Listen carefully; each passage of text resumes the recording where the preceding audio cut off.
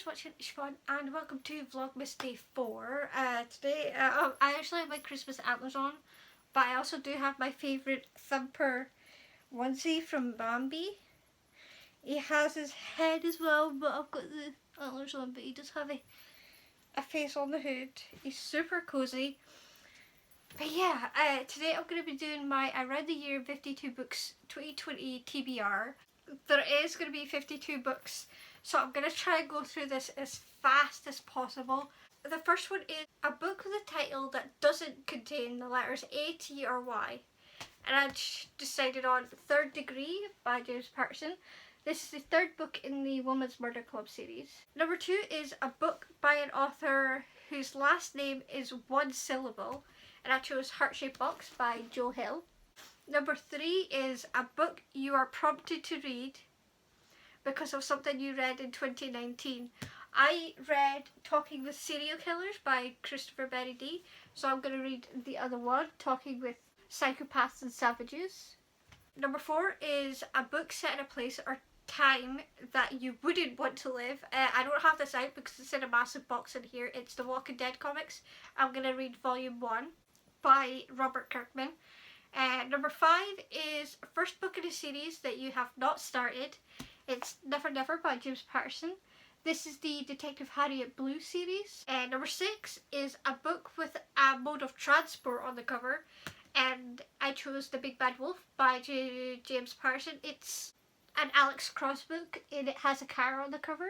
Number 7 is a book set in the Southern Hemisphere, and I don't have it. It's The Lost Man by Jane Harper and it's set in Australia.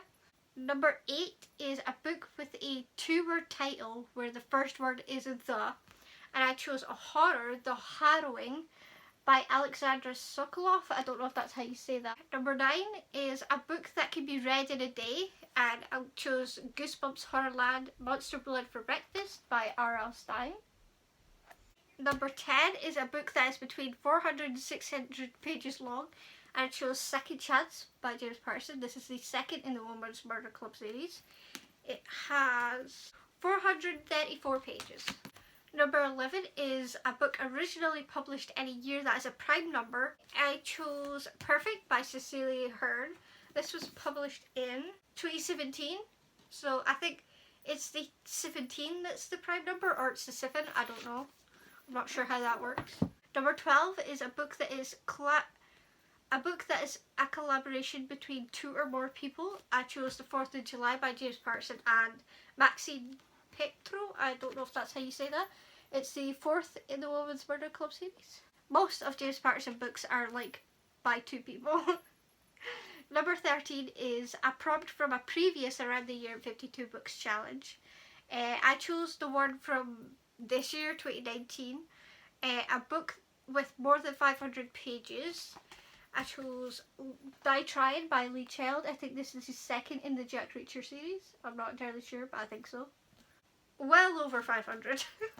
Number 14, a book by an author on the AIM list of 100 essential female writers. Unfortunately, I did this before I found out about J.K. Rowling's issue. I'll say no more than that, but I did end up choosing Cuckoo's Calling by Robert Galbraith. Number 15, a book set in a global city. I chose Cold Granite by Stuart McBride, and this is set in Aberdeen. So yeah, I did Google to make sure that was a global city, and it is. Number 16, a book set in a rural or sparsely populated area, and I chose The Martian by Andy Weir, and this is set in space, so I think there's only the one person. Number 17, a book with a neurodiverse character. I chose Extremely Loud and Incredibly Close by Jonathan Safran Foer, and the boy in the book has autism. Number 18, a book by an author you've only read once. I choose Angels and Demons by Dan Brown.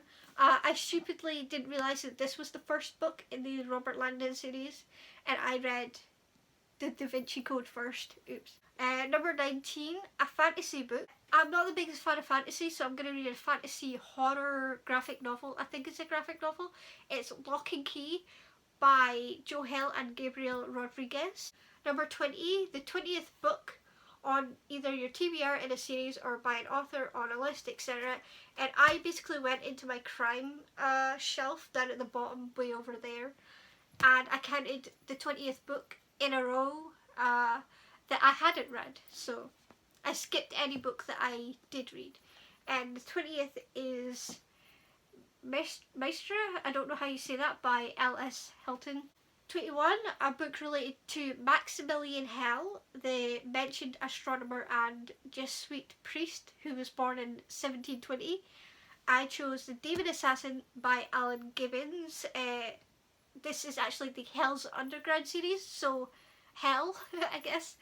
22, a book with a major theme of survival, and again, this is The Walking Dead, it's over that way. Volume 2. 23, a book featuring or by an LGBT plus character or author. I chose George by Alex Gino. Number 24, a book with an emotion in the title. I did have to Google this to make sure this was an emotion. It's Shock of the Fall by Nathan Filer, something like that. I did make sure that shock is an emotion. It is. I did Google. Number 25, a book related to the arts. And I chose Music, About a Boy by Nick Hornby, and the boy in this loves music, so. Number 26, a book from the 2019 Goodreads Choice Awards. I chose The Silent Patient by Alex Michael. Oh, no, that's not happening. It'll be on the screen. 27, a history or historical fiction. I chose The Librarian of Auschwitz. I don't know if that's how you say it properly, but Auschwitz by Antonio. I'm not even going to say that one either, but there you go. Number 28, a book by an Australian, Canadian or New Zealand author. I chose The Couple Next Door by Sherry Lapina. Number 29, an underrated book or hidden gem or a lesser known book. I chose I Don't Want to Kill You by Dan Wells. I've not heard a lot of people talk about Dan Wells or his John Wayne Cleaver series. So this is the third book in the series.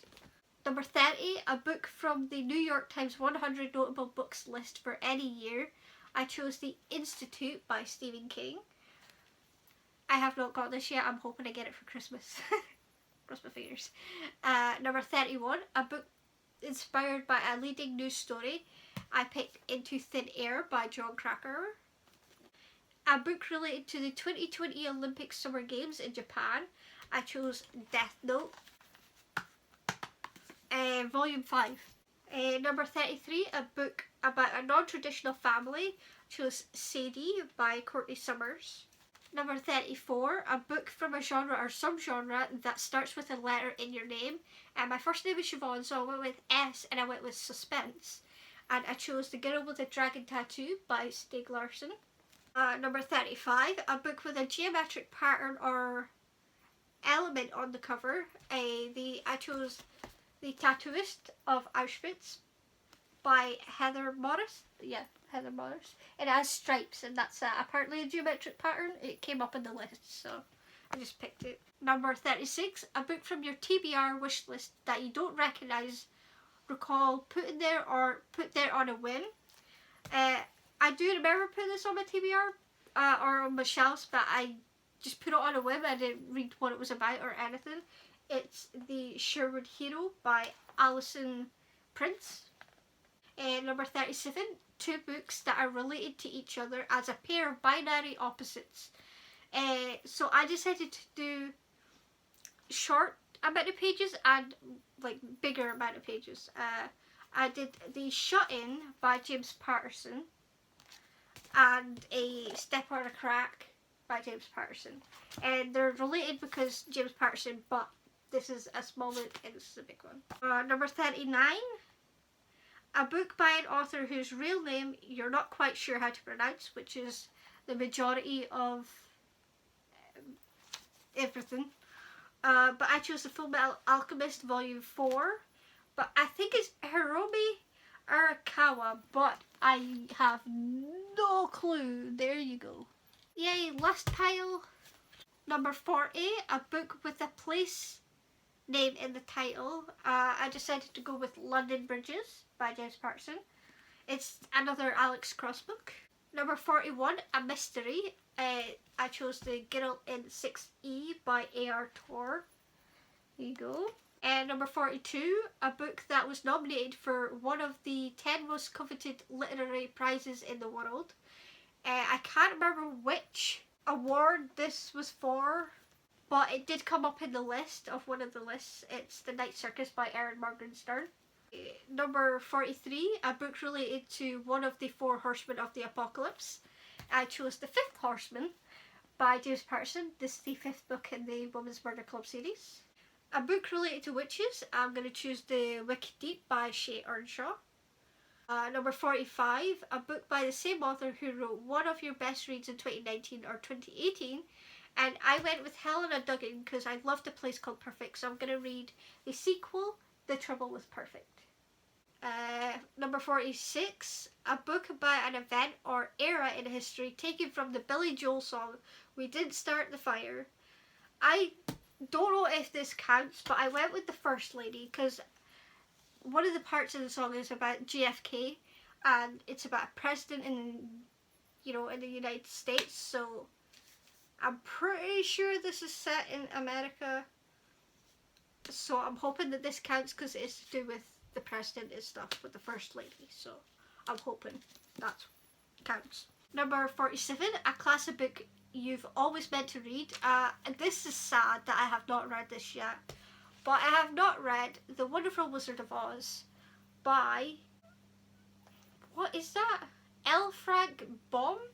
Is that how you say that? I have no clue, but it doesn't have a dust jacket. Number 48, a book published in 2020. This comes out in January. It's The Girl Who Stole an Elephant by Nizrana Farouk. I don't know if that's how you say it. Number 49, a book that fits a prompt from the list of suggestions that didn't win. And I chose the prompt, a crime fiction book. And I chose The Dark Side by Belinda Bauer, if I can grab it. There you go. I love the cover.